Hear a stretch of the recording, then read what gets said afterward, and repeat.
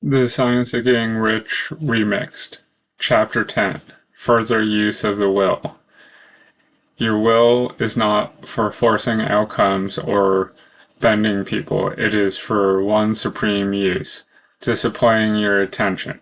Every free moment is a choice.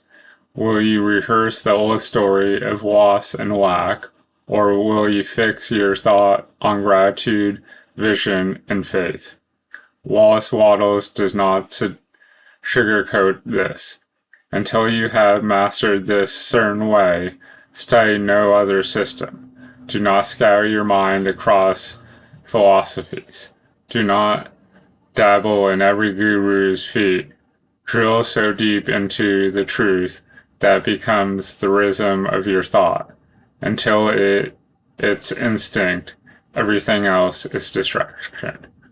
And that's kind of why I've had this deep dive going on for the Science of Getting Rich, both, the original version and the remix, plus the quick start guide to kind of get as deep into the Science of Getting Rich as possible to look at it at every angle. The certain way is not about dragging corpses of your old stories into the future. Jesus said it plainly, let the dead bury the dead. Translation, leave the past to itself. Life multiplies forward. Spirit is not recycling your failures. It's busy creating new forms of increase. And your only job is to think forward with precision and faith. Here's the law. Thought aligned with spirit is generative. Thought chained to lack is degenerative. Every time you repeat, it's too late, it's already failed, or the system is rigged, you weld yourself to the very conditions you want to escape. Every time you dare to imagine what can be, you step into flow of formless substance and creation begins. One-track mind. Discipline means fixation. A magnifying glass can scatter the sun's rays harmlessly or focus them into fire. Your will is a lens, scattered across complaints, doubts, and distractions, and nothing ignites. Fix it on one track of abundance and gratitude, and your whole life catches flame. This is why Wattles insists on repetition. Repetition isn't boring, it's brain building. We learn multiplication tables by drilling them daily until they were reflex. Wealth, health, and freedom are no different. The certain way must be practiced until it's your default operating system. Most people miss their good not because they lack opportunity, but because they dilute their thought. They set a vision, then pollute it with fear. They ask God for abundance, then scroll horror reels of layoffs and recession. They imagine wealth, then balance it out by rehearsing lack, because someone told them realism is smarter than faith. This isn't realism. That's worshipping the tomb of the dead. Guard your non-waking hours. Your subconscious never sleeps. What you feed it before bed becomes a program it runs all night. For years, I drifted off to sleep listening to Waddle's words. They rewired my subconscious without effort. Every line impressed itself into my deeper mind until gratitude and abundance became reflex. Guard your non-waking hours. Do not let gossip, fear, or dark media be the last thing you consume before bed.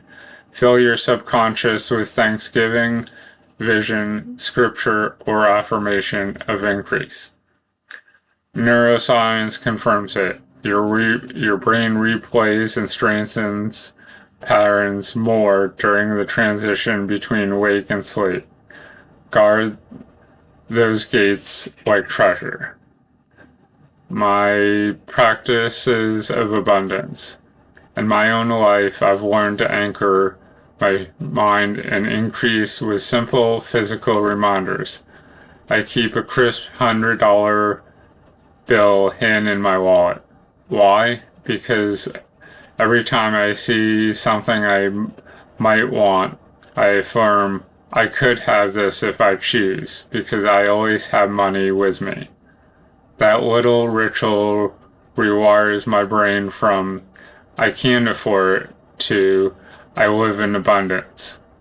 I also walk into luxury stores. Tiffany & Co. is my favorite, and I act as if I can buy anything I desire.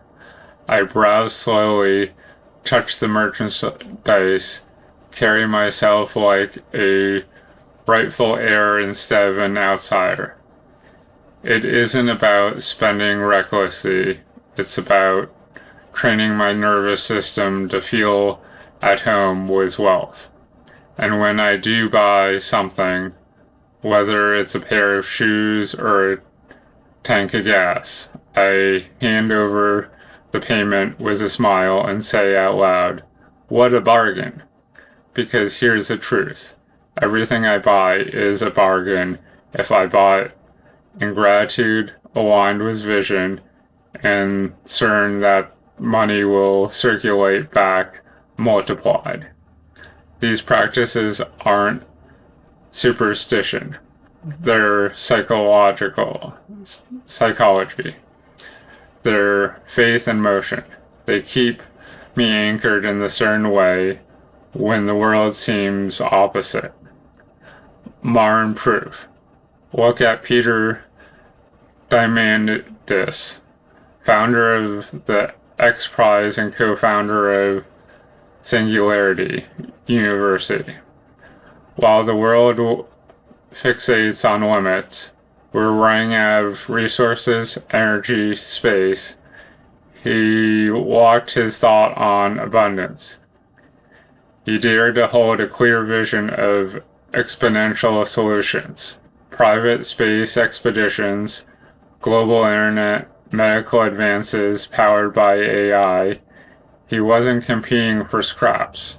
He was creating new industries. Diamandis didn't waste thought on the dead, the naysayers chanting doom. He wrote abundance, the future is better than you think, and then proved it by funding competitors that unleashed human ingenuity. Out of that vision came breakthroughs in energy, medicine, and even space travel. He lives Waddell's Law. Hold the vision in a certain way, and reality must align. Narrow focus. Living inferno. This isn't about working every second. Rest is holy. Play is medicine. But ask yourself, are you resting or are you sedating? Netflix and chill into mediocrity is not rest, it's surrender. True rest restores you for creation. True play fuels vision. Your will must be that sharp. Every free moment is practice. Gratitude, vision, better stories, or mediocrity wins. Wisdom across traditions. Every wisdom tradition says the same thing in its own language. Buddhism calls us to release attachment. Hinduism teaches that the self is not bound by past karma once awareness awakens. Islam commands that we never despair, for despair denies God's mercy. Judaism insists we must choose life. The message is universal. Release what drags you backwards. Fix your thought on the living story of abundance and use your will to hold your mind steadily there. Focus equals fire. Scatter your will, scatter your results. Fix your will, ignite your reality. Guard waking hours, guard sleeping hours. Let the dead bury the dead with a new story.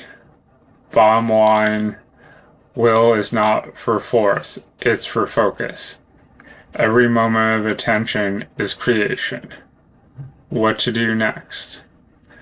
Spot the drift. Notice when your thoughts wander into reruns of regret, failure, or outrage. Say, that's the dead, I choose life. Then redirect to your vision.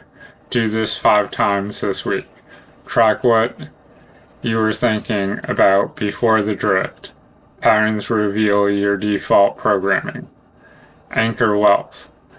Try my practice. Keep a bill in your wallet. Visit luxury stores without fear. Or bless every purchase as a bargain. Let your body feel abundance as normal. Pick one practice to do it 3 times this week.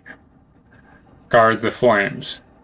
Each morning, set one clear picture of what you desire. Return to it throughout the day, refusing to water it down with fear or complaint. Write it down at morning and evening to bookend your day. Spark query. Why is it when I fix my mind forward, disciplining my attention in a certain way, the living abundance of source energy rushes to meet me? So hopefully you found some value in chapter 10 from the Science of Getting Rich, further, or the remix, further use of the will. Thanks, and have a good day.